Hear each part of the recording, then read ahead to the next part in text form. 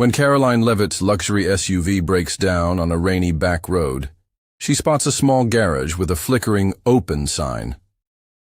Inside, an elderly mechanic with weathered hands works alone, surrounded by tools from another era. 3 days later, her perfectly repaired car is returned for a price so low it seems impossible.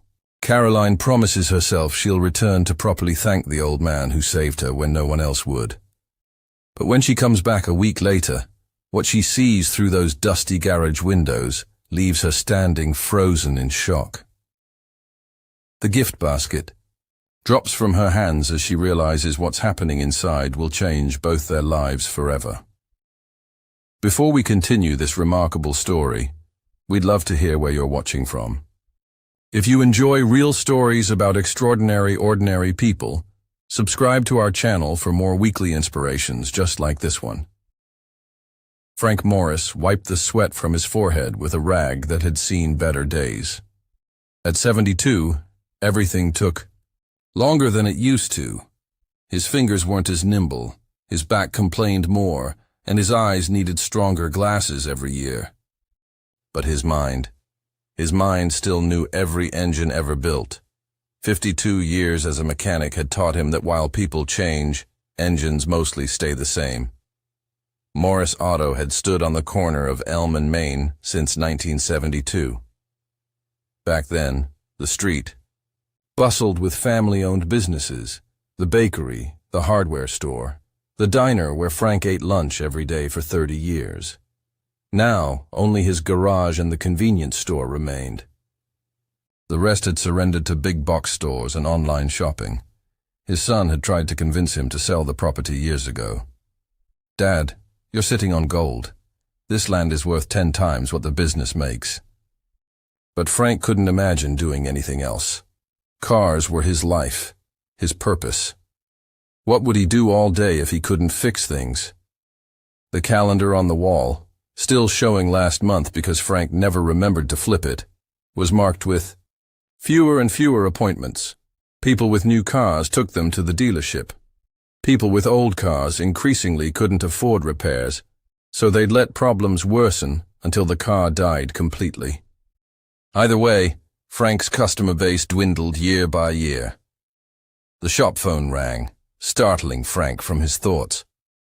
"Morris Auto," he answered, voice gruff from decades of working in dusty garages. "Dad?" "It's me."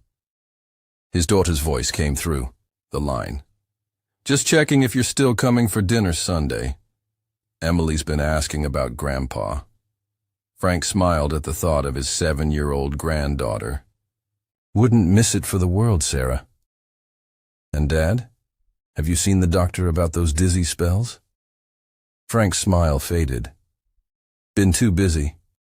Got a carburetor rebuild that can't wait." Sarah sighed, a sound Frank had grown too familiar with. "Dad, the shop can wait. Your health can't. Promise me you'll make an appointment." "I promise," he said, with no intention of keeping it. Doctors cost money, and money was something the shop produced less of each month. After hanging up, Frank returned to the '67 Mustang he'd been restoring for a wealthy collector, one of the few customers who still appreciated his knowledge of classic cars. This job would pay this month's bills, but what about next month? The sound of tires on wet gravel interrupted his worry. Through the cloudy windows, he saw a sleek, modern SUV pull up, the kind with more computers than mechanical parts. Frank wiped his hands on his overalls and headed to the front. A young woman rushed in, professional clothes slightly damp from the rain, her face a mask of controlled panic. "My car just died on me.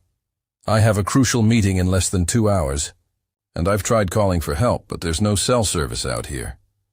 Frank recognized her, not personally, but her type.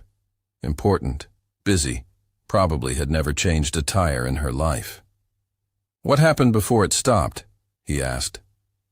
"There was a loud clunk, then all these warning lights came on and it just died." She glanced at her watch. "Is there any way you could look at it? I'd be incredibly grateful." Frank nodded. Let me get my tow chain. We'll bring it in and take a look.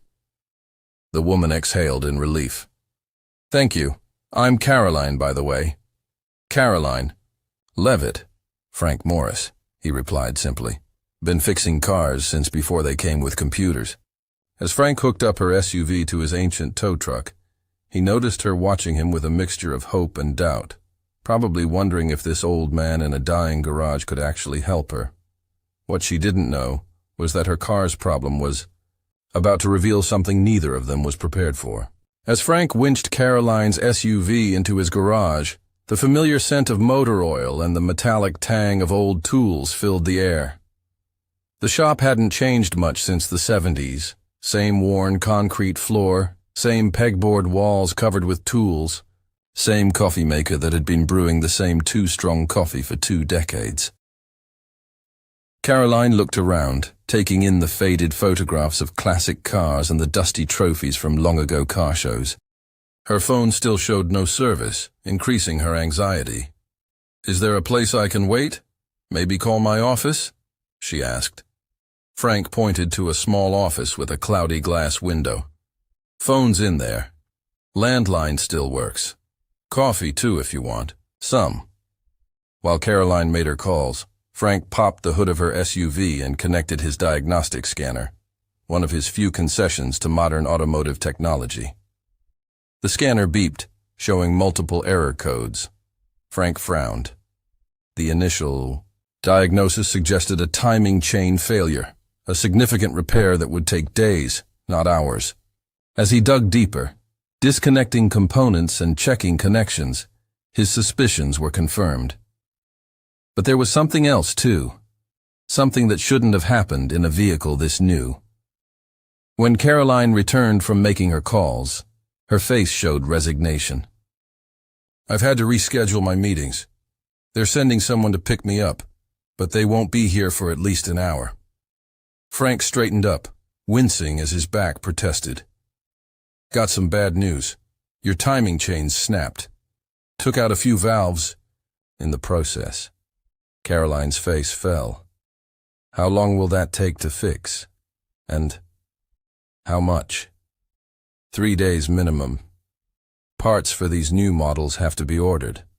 Cost? Frank did some mental calculations.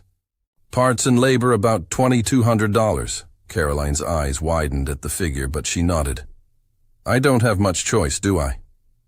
There's something else, Frank added. This shouldn't have happened. Not in a car this new with your mileage. Mind if I ask where you got it serviced last? The dealership in Manchester, she replied. I always take it there. Frank grunted, unsurprised. Thought so. Someone did a hack job on your last service. Used the wrong tensioner parts. It's why the chain failed. He showed her the damaged components, pointing out the issues that would be meaningless to most but were clear evidence to him of corner cutting and poor workmanship. They charged me nearly $800 for that service, Karoline said, anger replacing her anxiety. That's the way it is these days, Frank replied, his voice heavy with resignation. It's all about throughput, how many cars they can push through in a day. Nobody takes the time to do it right anymore. As they talked, a car horn honked outside. Karolina's ride had arrived. She gathered her belongings, looking relieved to be rescued from this unexpected detour in her day. I'll call you tomorrow to check on the progress, she said, handing him her business card. And thank you, Mr. Morris. After she left, Frank sat heavily on his worn stool, suddenly aware of the profound silence in the garage. This repair would keep the lights on for another month, but the bigger picture remained unchanged. Shops like his were dying, replaced by places that viewed cars as disposable appliances rather than machines to be maintained and respected. That evening, as Frank was about to close up, the dizziness hit him again, worse than before. The room spun, and he grabbed onto the workbench to steady himself. His chest tightened painfully, and for a frightening moment, he couldn't catch his breath. When it finally passed, he was drenched in cold sweat. Just tired, he muttered to himself, ignoring the voice in his head, which sounded suspiciously like Sarah's, telling him to see a doctor. For the next 3 days, Frank worked on Karoline's SUV with painstaking attention to detail. He not only replaced the timing chain and damaged valves, but also corrected several other issues the dealership had either missed or ignored. His hands might move slower than they once did, but they moved with the precision that only comes from decades of experience. On the evening of the 3rd day, as he was performing his final checks on the engine, the dizziness returned without warning. This time, the pain in his chest was sharper, radiating down his left arm. Frank staggered to his office, fumbling for the bottle of aspirin he kept in his desk. The room tilted sideways, and darkness crept in from the edges of his vision. His last conscious thought before collapsing was that he hadn't finished Karoline's car yet. Frank awoke to the sterile white ceiling of a hospital room and the steady beep of a heart monitor. Sarah sat beside him, her face creased with worry and lack of sleep. "Dad," she said when she saw his eyes open. "Thank God." Frank tried to speak, but his throat was dry. Sarah held a cup of water with a straw to his lips. "What happened?" he finally managed. "You had a heart attack," Sarah replied, her voice tight with emotion. "Mr. Peterson from the convenience store found you when he came by to drop off that carburetor part you ordered. If he hadn't—" She didn't finish the sentence. Frank's mind immediately went to the unfinished SUV. "There's a car in the shop. Customers expecting it today." Sarah squeezed his hand. "Dad, you almost died. The car can wait." But Frank knew better. In his business, reputation was everything. If he didn't deliver as promised, it was another nail in the coffin for Morris Auto. "My tools are in the top drawer of the red chest," he said. "The car just needs the timing reset and a final check. Call Eddie from Jameson's garage. He owes me a favor." Sarah started to argue, but saw the determination in her father's eyes.